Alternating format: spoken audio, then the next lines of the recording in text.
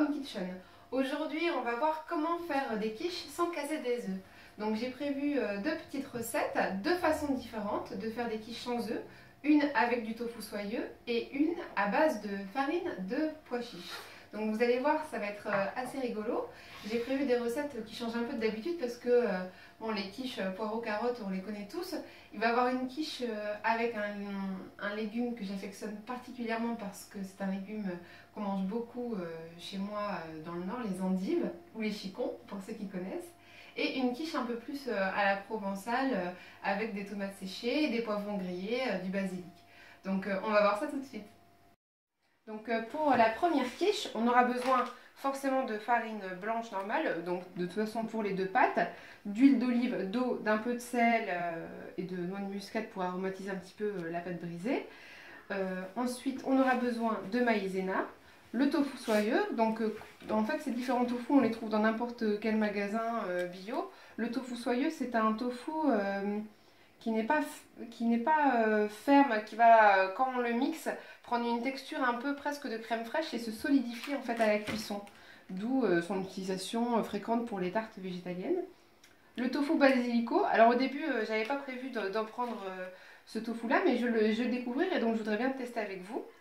Le tofu fumé, donc ça c'est un classique, c'est super bon, ça a un petit goût presque pour remplacer ceux qui voudraient remplacer des lardons, c'est parfait.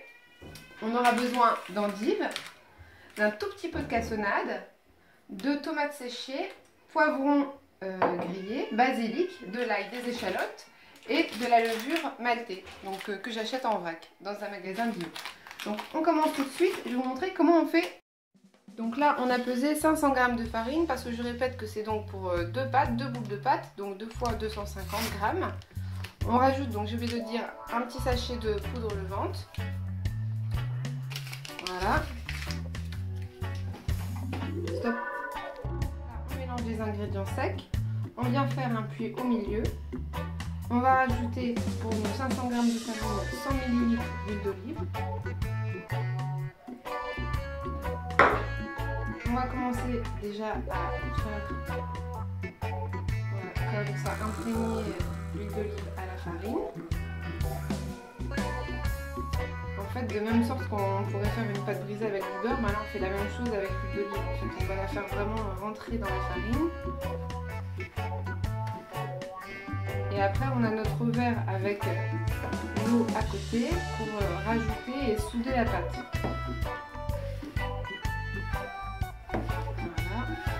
On pourrait presque faire ça avec un robot comme ceci, mais je trouve qu'à la main, on est plus sûr du résultat, c'est quand même plus moins personnel.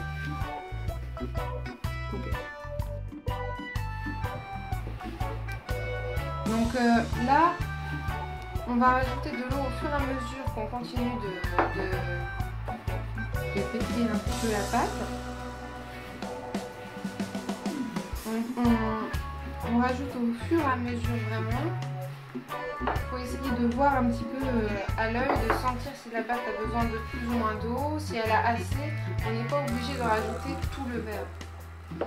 Ça dépend aussi de la farine ou de laquelle vous allez utiliser.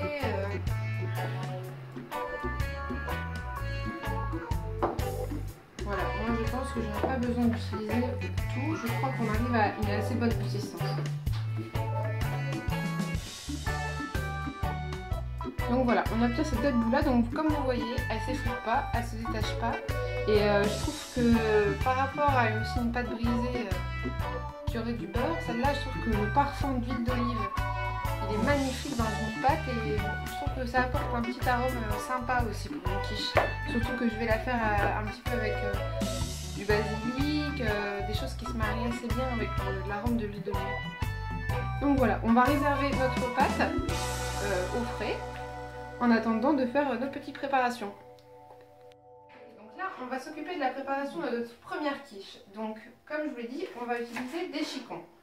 Donc, en fait, ça va être la partie un petit peu la plus longue à faire. Dans une poêle, on va faire juste chauffer un peu d'huile d'olive à feu, je vais dire moyen. Et on va enlever le trognon, juste la partie un peu dure de l'olive.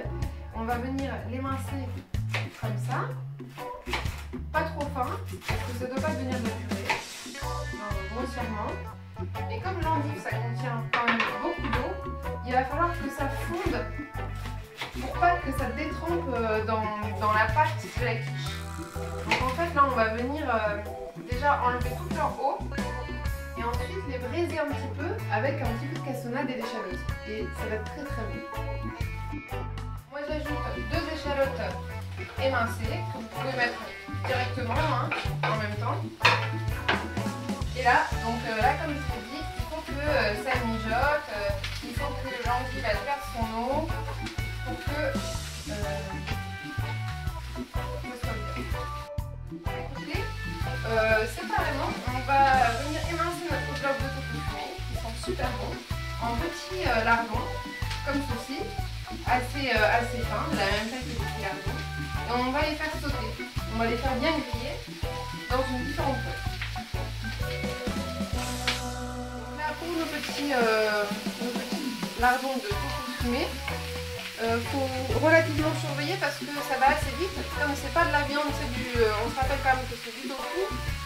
Et il faut garder un œil dessus pour pas que ça grille de trop. Donc là vous voyez, l'endive elle commence déjà à perdre en volume.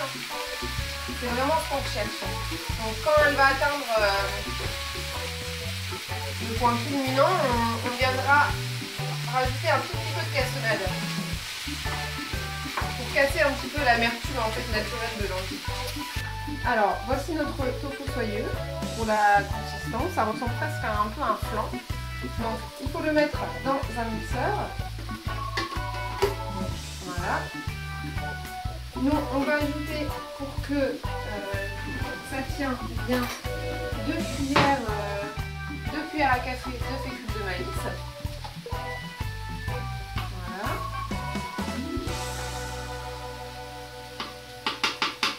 Je vais même en rajouter une toute petite en plus.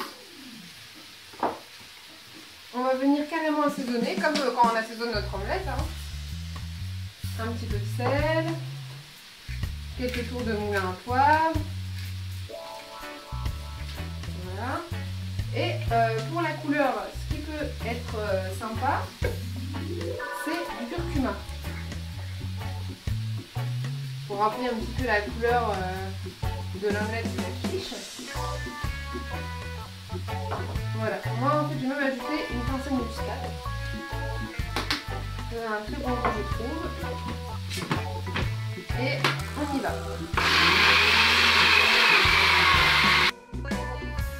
Voilà donc à quoi ça ressemble. Je rappelle qu'il est assez important de bien mixer pour ne pas faire de grumeaux, parce que les grumeaux ne vont pas se dissoudre à la cuisson. Il est important que c'est une bonne texture très liquide. Donc là j'ajoute ma levure maltée. Donc pour ceux qui ne connaissent pas la levure maltée, ça peut aisément remplacer le goût de fromage dans une préparation. Et en plus ça a tout plein d'assez bonnes vitamines dedans. Donc on vient incorporer nos petites paillettes à notre appareil. Et on va aller jeter un œil à nos endives. Donc là, on ajoute en dernier notre cassonade, donc environ juste 2 petites cuillères à café, ça suffit. Et donc là, ça va carrément compoter, ça va confire et ça va être très très très très bon. Donc vous voyez, en fait, j'ai utilisé 6 endives. Vous voyez comment ça a réduit, ça a perdu quasiment toute l'eau. Et donc là, on va vraiment arriver à ce qu'on veut pour la quiche. Donc là, on peut laisser encore 1 minute et on va éteindre. Pareil pour les lardons, on voit que ça commence à bien colorer. C'est parfait. Voilà. Donc on dédouble simplement la pâte pour faire 2 pâtons. On va venir la rouler et la baisser dans notre moule. Comme ceci. Donc vous voyez, elle reste quand même très souple, elle ne s'effrite pas. Donc là, on a mélangé déjà nos lardons dans notre appareil. On va venir déposer nos endives braisées et nos petites échalotes sur notre fond de pâte. Donc Honnêtement, avec le tofu soyeux, pas besoin de pré-cuire la pâte. J'ai déjà fait des essais, ça marche très bien. Les deux en même temps cuisent très bien dans le four. Donc laissez-moi un petit commentaire si ça ne marche pas. Je ne sais pas si vous avez eu des mauvaises expériences. Donc voilà, on a un très joli fond de tarte comme ceci. Et là, on va venir déposer notre petit appareil au lave. Voilà.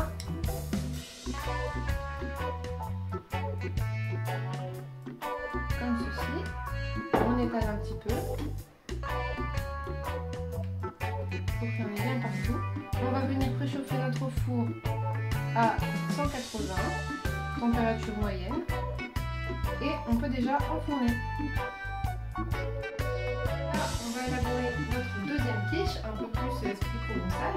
Donc pour l'appareil, on aura besoin de 750 ml de liquide, soit environ 3 pots à confiture d'eau. Mais vous pouvez aussi mettre par exemple 2 pots d'eau et la moitié de crème végétale, c'est comme vous voulez. En tout cas, pour simple avec de l'eau, ça marche.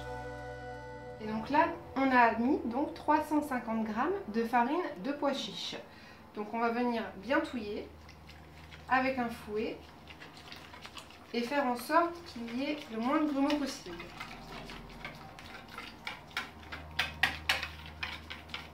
Donc là, on va ajouter notre basilic frais, bien taillé. Coupe de 3 ou 4 tomates séchées. Donc ça, inutile d'en mettre non plus trop parce que la tomate séchée c'est assez fort comme goût. Donc 3-4 c'est déjà assez bien, surtout qu'après on va aussi rajouter les poivrons. Si vous n'avez pas, vous pouvez aussi ajouter de tomates cerises, ça sera très très bon aussi. Donc 3 poivrons grillés.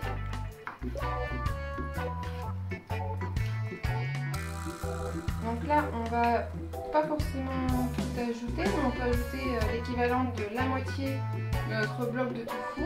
Donc comme moi j'avais jamais essayé ça, en fait pour vous dire que ça sent un petit peu comme du pesto en fait. Si vous connaissez la sauce qu'on met sur les pâtes, ça sent un petit peu pareil. Donc c'est assez parfumé, c'est très bon, ça va très bien aller je pense avec notre seconde quiche.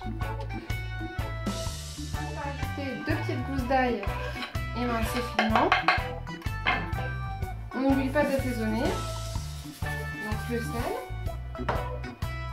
toujours le tour de moulin à poêle. Moi je rajoute un petit peu d'herbe de Provence parce que ça va bien un petit peu avec le style de l'appareil. En gros hein, c'est un petit peu du thym, des choses comme ça. Toujours un tout petit peu de curcuma. Voilà. On mélange bien et on va venir verser tout ça dans notre fond de tarte. Et voilà, nos quiches sont prêtes. Il faut compter à peu près entre 30 minutes et 35 minutes, je dirais, de cuisson selon la puissance de votre four, bien sûr. J'espère que cette recette vous a plu. Moi, ma quiche préférée végane est celle avec le tofu soyeux, mais je trouve que les deux sont bonnes. Dites-moi ce que vous en avez pensé dans les commentaires.